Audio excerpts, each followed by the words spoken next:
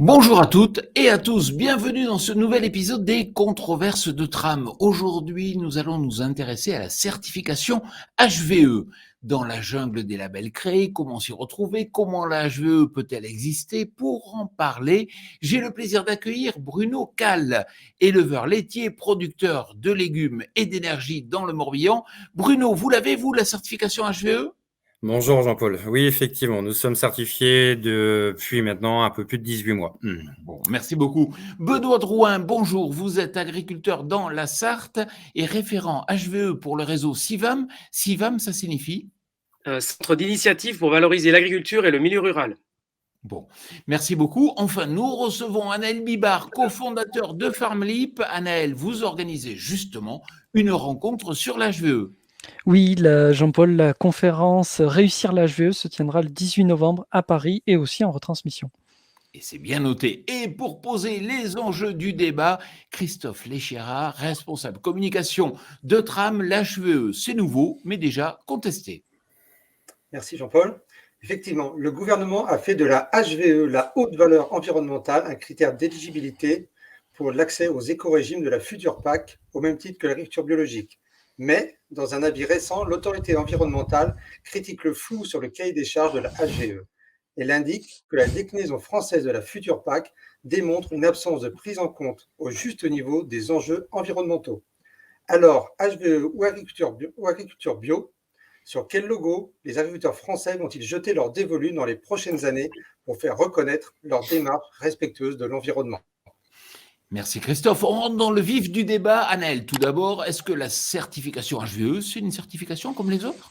Non, effectivement, c'est pas une certification comme les autres et on le voit bien parce que c'est pas une liste d'interdits ou une liste d'obligations qui permet d'obtenir cette certification, mais il y a plusieurs voies possibles pour obtenir cette certification. Du coup, ça oblige à la réflexion et à choisir déjà entre une voie A et une voie B, voie B qui a déjà été très critiquée et qui à l'avenir va peut-être être amenée à être retirée, mais aussi à l'intérieur de cette voie, pouvoir choisir parmi plusieurs voies. Et donc ça pousse à la réflexion, à une démarche de progression continue, je dirais, pour rentrer dans cette transition agroécologique, notamment au niveau de l'utilisation des produits de protection des plantes. Benoît, pourquoi avez-vous fait le choix de l'HVE, vous, sur votre exploitation? Alors moi, d'abord, en bio depuis 20 ans, donc forcément, cette histoire d'HVE, c'était quelque chose que je voulais regarder. Donc l'idée, c'était de le faire un peu pour essayer de mieux en parler, puisque quand on parle des choses, c'est quand même mieux de les connaître. Donc l'idée, c'est d'expérimenter la chose. Voilà pourquoi on l'a fait sur la ferme. Bruno, combien vous coûte la HVE de façon très concrète et surtout, est-ce qu'elle vous fait gagner l'argent? Est-ce que vous êtes capable de l'estimer? Alors, combien ça coûte? Aujourd'hui, il y a le coût de l'audit, très clairement, qui est somme toute très accessible. On est aux alentours de 1 200 € effectivement pour la certification en temps 1. Est-ce que ça nous rapporte de l'argent aujourd'hui? Très clairement, non. C'est pas la démarche, elle n'est pas mercantile à l'instant T. Toute cette filière HVE, à mon sens, elle est encore à construire. Anaël, est-ce qu'il y a une solution pour que justement elle puisse rapporter un peu d'argent? Alors, c'est une question complexe, effectivement, on le voit parce que ça fait 10 ans que ça existe et on voit très bien dans la réponse précédente. Aujourd'hui, sur la plupart des agriculteurs, c'est pas une démarche mercantile. Pourtant, il y a trois axes qu'on voit, notamment un axe marketing. C'est un travail, on pense que c'est fait parce qu'il y a un logo, il y a un label et on pense que c'est fini, haute valeur environnementale. Pourtant, le travail marketing n'est pas fini sur les attentes du consommateur pour mettre en face un produit qui y répond. Ensuite, il y a un deuxième axe qui est intégrer les industriels et les distributeurs de l'aval très tôt dans les démarches HVE, de manière réelle, opérationnelle et concrète, pour qu'ils puissent justement influer aussi sur cette démarche marketing et sur la valorisation des produits. Et enfin, vu que c'est pas une simple liste d'interdits, d'obligations, finalement, il faut entrer dans une démarche d'accompagnement au changement. Et c'est là que les démarches collectives prennent tout leur sens et permettent aussi de renforcer les deux items précédents et de porter des réponses aux items précédents dans ces trois sujets qui sont encore vraiment à travailler. Mais concrètement, Anaël, est-ce qu'un viticulteur, par exemple, peut espérer quand même avoir des marchés? C'est un accès au marché? Ça rapporte? Alors oui, sur des marchés à l'export notamment, finalement, on voit que ça commence à rapporter. Société des alcools du Québec a mis l'aspect HVE dans la reconnaissance de ses critères de sélection à l'import. Idem avec des reconnaissances en Californie. Ça demande des explications quand c'est pas des retranscriptions comme on le voit dans ces pays d'Amérique du Nord, mais dans tous les marchés où il y a un développement de ces attentes, ça peut être une aide à l'export, notamment pour la viti. Alors, Benoît, vous êtes agriculteur bio, vous avez entendu tout à l'heure Christophe. Est-ce qu'il faut ou pas opposer la HVE et le bio? Alors moi, la réponse, elle est très simple, en fait. C'est que l'intitulé du débat, en fait, est assez mal posé dans le sens où je pense qu'on ne peut pas opposer les deux. C'est deux choses qui n'ont rien à voir. On parle d'un côté de signes officiels de qualité, les IGP, les labels rouges, la bio, qui sont des signes officiels contrôlés, qui certifient des produits. Et la HVE est une certification d'une exploitation agricole. Alors là, vous avez parlé de marketing. Évidemment, le marketing, quand on le joint à cette certification, on peut laisser penser que le produit, quand on voit le logo sur la bouteille, c'est la bouteille qui est HVE. Mais la bouteille ne sera jamais HVE. C'est bien la démarche, c'est bien l'exploitation qui est certifiée, quoi. Et le fait de opposer ces deux démarches, pour moi, n'a aucun sens. Et quand on parle de rémunération quelque part, il faut que le consommateur soit prêt à payer. Mais pour qu'il soit prêt à payer, il faut qu'il connaisse. Et aujourd'hui, on ne connaît pas vraiment, non? On ne connaît pas vraiment dans le sens où le logo est utilisé uniquement par les gens qui sont certifiés haute valeur environnementale. Donc, c'est quand même peu de monde globalement et beaucoup de viticulteurs et d'alcool. Donc, forcément, oui, c'est pas pour le commun des mortels sur des produits plus courants. Oui, puis on est vraiment au début, hein, pour compléter, c'est un raisonnement, comme vous dites, qui est très différent à l'exploit et pas au produit, et puis pas avec une liste d'interdits. Donc ça mérite, et quand je dis marketing, c'est pas communication, c'est vraiment réfléchir justement pour expliquer et bien expliquer dans la direction qu'il faut pour bien faire comprendre le bon sujet. Mais c'est vrai qu'il y a quand même un problème de connaissance. Le bio, même s'il ne faut pas les opposer, ok, j'ai compris, mais c'est vrai que quand même, le bio, c'est connu. Donc, le consommateur est prêt à payer plus, pas pour la HVE. Alors, je pense qu'on est sur une segmentation de marché. Aujourd'hui, il n'y a pas un modèle, il n'y a pas un exemple. Je vais refaire un petit peu d'historique. Il y a, dans mon ancien métier, il y a 25 ans maintenant, il y avait des pionniers du bio, des gens qui étaient convaincus par le système, alors qu'il n'existait pas ou peu de filières, hormis déjà un petit peu les circuits courts, mais il n'y avait pas de mise en marché pour des volumes importants. Les pionniers de la bio ont créé ces filières. On a des jolis exemples. Je pense à Biolay, par exemple, où ils étaient 4, 5, peut-être 10 producteurs au départ, et ils ont organisé une filière, un marché qu'ils ont structuré. Je pense que la HVE, on est peut-être un peu dans les balbutiements, comme ont pu être nos collègues en bio ou les pionniers de la bio, où les choses sont à écrire, sont à expliquer, à démystifier sans doute quelquefois, encore une fois, pour laisser au consommateur le choix dans son acte d'achat de manière relativement aisé de choisir un produit standard, un produit bio et peut-être demain un produit HVE dans le linéaire de la grande surface et sans doute sur d'autres segments aussi de marché que peuvent être la RHF ou la RHD. Alors, il y a un autre facteur aussi, c'est 3%. Pour atteindre 3% de la SAU, il a fallu 25 ans en bio et là, il a fallu que 10 ans. Donc ça montre aussi qu'il faut parfois laisser du temps pour développer et structurer ces filières, comme le soulignait juste avant sur l'exploitation. Je partage l'analyse sur la segmentation. Après, pour qu'il y ait segmentation, il faut que les lignes qui séparent les segments soient bien visibles par le consommateur. Si la HVE, c'est juste des produits standards auxquels on appose des logos, notamment pour la voie B ou intrants sur chiffre d'affaires, ça marche à tous les coups à partir du moment où vous avez une très bonne valorisation. Là, le consommateur ne sera pas dupe, il n'y aura pas besoin de 25 ans pour enterrer le truc. Si par contre, il y a une vraie segmentation et qu'il y a des vrais efforts qui sont faits, notamment sur les phytos, une vraie réduction par rapport aux IFT de référence de la région ou des cultures, etc., sur l'azote, sur les bilans azotés, sur toutes ces choses-là, là, auquel cas, ouais, peut-être il y aura quelque chose à vendre. Mais si c'est juste un affichage comme c'est présenté dans le fameux PSN, dont vous avez dit tout à l'heure que la France avait choisi ça, mais pour l'instant, la Commission européenne, elle n'a pas rendu la copie. On a rendu une copie, mais l'instituteur, il n'a pas encore mis la note. Donc, on ne sait pas si c'était ou pas. On n'en sait rien du tout. On n'est pas encore sûr. Et tel que c'est parti là, c'est pas sûr que la copie revienne avec une bonne note. Ah ouais. Il y a quand même un problème. Enfin, dites-moi ce que vous en pensez, mais l'HVE, c'est franco-français. Il y a que nous en France qui employons ce terme. La bio, ça peut s'appeler organique aux États-Unis, etc. Mais c'est international, l'HVE. Si on veut exporter aujourd'hui, personne ne connaît l'HVE. Moi, je trouve que c'est une. Pardon. Je Non, trouve que vas-y. c'est une bonne chose que ce soit franco-français. On demande aujourd'hui à relocaliser. On demande à monter en gamme. Je trouve qu'on est à point nommé. L'HVE tombe à point nommé par rapport à cela. Plutôt que d'aller chercher des produits à l'autre bout du monde ou au sein de la communauté avec des règles qui sont différentes et autres, là, on donne l'occasion, en ayant un système franco-français, à nos concitoyens très facilement d'identifier. Alors, Benoît, tu l'as cité, je trouve intelligent effectivement de mettre en avant voie A, voie B.